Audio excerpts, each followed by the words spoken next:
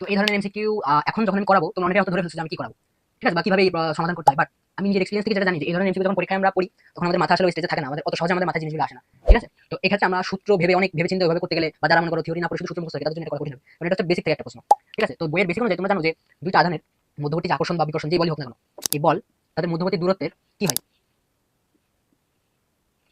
বর্গের ব্যস্তানুপাতিক।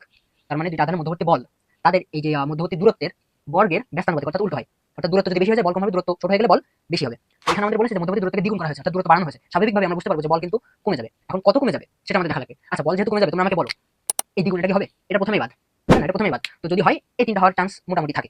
আচ্ছা, তো এখন আমাদের বলছে দূরত্বকে দ্বিগুণ করা হলো, তো আমরা এটা ধরি প্রথম ক্ষেত্র, ঠিক আছে। আর দ্বিতীয় ক্ষেত্রে কি বলা আছে, আমাদের দূরত্ব দ্বিগুণ। তো দূরত্ব যদি দ্বিগুণ হয় 2r1 তার হোল স্কয়ার। কারণ কি এই আগের দূরত্বটাকে দ্বিগুণ করছি, দ্বিগুণ করে সূত্রে আমরা বসাইছি আর কি, যে মধ্যবর্তী দূরত্বের বর্গের ব্যস্তানুপাতিক। আচ্ছা, তো এখান থেকে আমরা কি লিখতে পারি? এখান থেকে আমি যদি লিখি যে f2/f1 ইকুয়াল টু তখন কি হবে 1/2r1 whole square by 1/r square, এটা। আচ্ছা, তো এটা থেকে আমরা আর স্কয়ার কিন্তু দুই, আচ্ছা আমরা বড় করে বলি 4r1 স্কয়ার, এখানে 1/r1 স্কয়ার। আর1 স্কয়ার আর স্কয়ার কিন্তু কাটাকাটি হয়ে যায়, তাই না? থাকে কি তাহলে এখান থেকে 1/4, নিচে থেকে 1, আচ্ছা নিচে 1 থাকা না থাকা সমান কথা আর কি। তো সেক্ষেত্রে আমরা লিখতে পারি f2 ইকুয়াল টু f1 क्या हुआ f1 1/4।